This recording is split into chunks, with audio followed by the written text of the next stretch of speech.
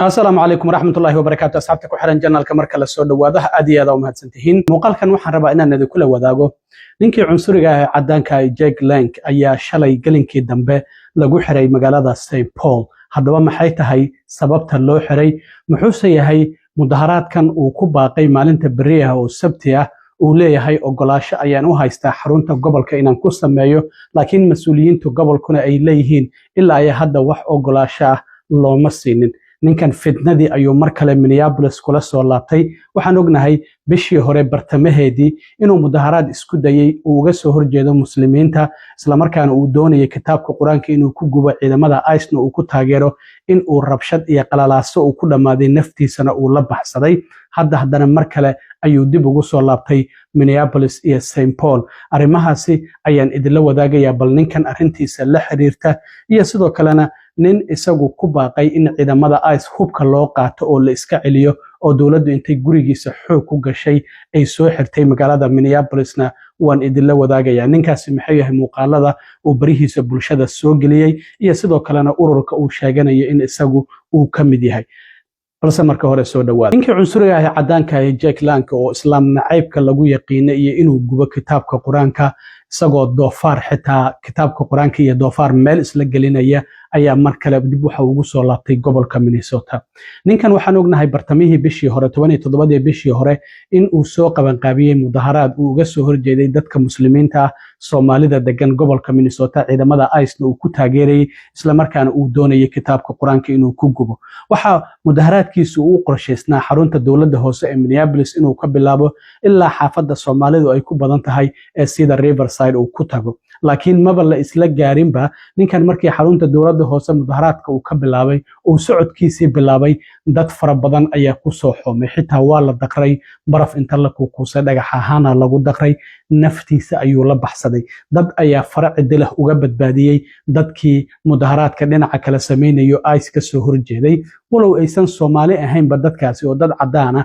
iyo dad kale ay u badnaayeen ninkaasi hotel ayuu xoog ku galay oo maciin baday naftiisa ayuu la baxsaday waakii markii dambe yiri lugahayga iyo gacmahayga ay isku dayeen xitaa inay kala siibaan oo nafteeda ayaa u baqay hadda xitaa waxaan arkayay inuu dacwad ka gudbinayo booliska Minneapolis uu leeyahay amnigayga ay sugu waayeen nafteeda ay qatar geliyeen 147 milyan oo dacwada ayuu xareeyay waan arki doonaa arrintaasina halka ay ku dambeysay haddaba ninkii marka dib ayuu u soo laabtay waxa uu bartiisa uu X uu soo geliyay in uu dib ugu soo laabtay Minneapolis isla markaana ugu baaqay dadka taageerayaashiisa maalinta bari ah oo 7 bisha oo Sabti ah inay isugu soo baxaan xarunta gobolka ee St Paul halkaasina mudaharaad uu ka sameyn doono oo ICE lagu taageerayo dadka muslimiinta iyo Soomaalidana haddana mar kale looga soo horjeedo waxana uu yiri kooxaha bidixda oo qaswadayaasha ah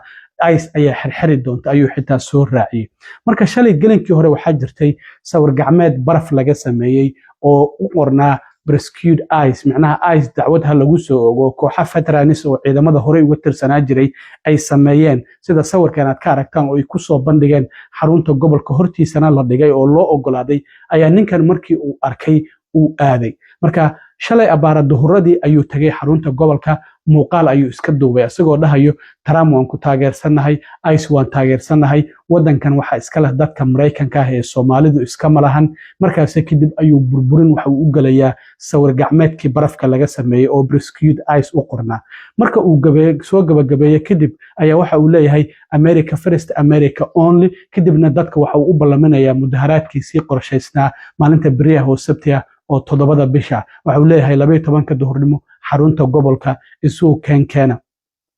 laakiin wararka hadda soo baxayo waxa ay sheegayaan in ninkaasiba ogolaasho uusan haysan bartiisa X waxa uu ku sheegay in uu ogolaasho u haysto bal muuqaalka ila eega markii uu burburinayay sawir gacmeedkaasi Rescued ICE u qornaa ee xarunta gobolka uu ku burburiyay bal wax yar ila daawada President Trump, we support you. We support ICE. Our country was made for Americans, not for Somalis.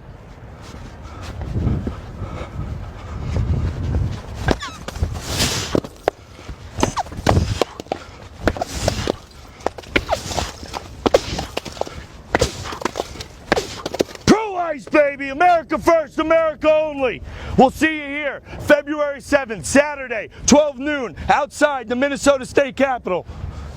markii burburintaasi uu geystay kadib oo uu ka tagay goobtii uu ku burburiyey sawir gacmeedkaasi isla markiiba booliska ayaa qabtay ninkana waa la xiray sawirkan waa sawirkii xabsiga markii la geeyey laga qaaday marka University Boulevard ayaa lagu qabtay Ramsey County ayaa lagu xiray walow hadda damaanad lagu soo daayay laakiin mudaharaadka biri u qorshaysan ninkan waa fidna wada waxa uu doonaya in qalalaaso weyn uu sameeyo kadibna halkaasi dhibaato ay ka dhalato ogolaasho ayaan u haystaa ayuu yiri marka in mudaharaadkaasi biri uu ka sameeyo xarunta gobolka laakiin mas'uuliyiinta gobolka waxay leeyihiinba horta xarunta gobolka uu public ay u furan tahay laakiin qofku dad baa aroos ku qabsado dad baa dhacdooyin kale ku qabsada laakiin qofku waa in uu soo dalbadaa application 7 maalmood ka hor uu soo dirsadaa kadibna uu sheegaa dhacdada uu halkaasi ku qabanaya maxay tahay imise qof ayaana ka soo qayb galaysa marka ninkan waxa la leeyahay asagu sidoo sheeganayo waxa uu haystaa ogolaasho laakiin mas'uuliyiinta gobolka waxay leeyihiin maalinta bari oo sabtiya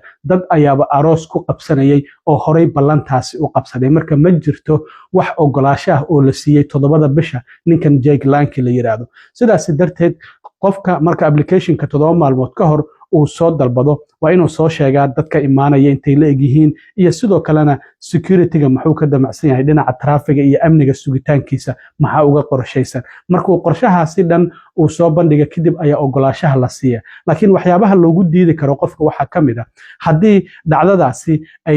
uusan u haysan wax security-ga qaabku u dhacayo uusan soo bandhigin isla markaana traffic-ga xarunta gobolka iyo agagaarkeeda maraya haddii saameyn ay ku yeelanayso dhacdadaasi wayna ku yeelanaysaa ninkan waan ognahay waa nin mudaharaad rabshado wata raba inuu sameeyo dad kaloo ka soo horjeeda ayaa meesha imaanaya sidaas darteed waxay u muuqataa inuusan wax ogolaasho ah uusan u haysan sida mas'uuliyiinta gobolka ay hadda leeyihiin laakiin isagu waxa uu leeyahay uu taageerayaashiisa ugu baaqaya inay yimaadaan maalinta bariyaha 12 duhurnimo xarunta gobolka isla markaana halkaasi mudaharaadkiisa uu ku qaban doono marka ninkaasi fidna ayuu wada Soomaaliyeey waa kii markii hore ku fashilmay oo naftiisa faracidila kula baxsaday haddana mar kale ayuu dib u soo laabtay waxa uu damacsan yahay ma noogin marka bal ha laga digtoonaado ayaan idin leeyahay dhinaca kale nin waxa jira cadaana oo sheegtay in isagu ururka Antifa uu kamid yahay ururka Antifa waa urur dhinaca bidixda oo Trump xitaa markasta oo sheego uu yiraahdo dhinaca bidixda ayaa maalgeliyay marka muuqaal ayuu soo duubay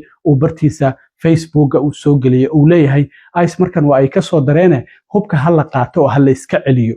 sidaas darteed ayuu leeyahay aniga qorigayga waa ii diyaara adiga hanjabaad ayuu u jeedinayaa inuu dili doono ciidamada ICE ee ku sugan gobolka Minnesota markaas kadib gurigiisa ayaa loogu tagay ciidamo ayaa xoog ku galay hub wata isagiina waa la soo qabtay oo waa la soo xiray sida arkaysa xitaa furaanada uu xiran yahay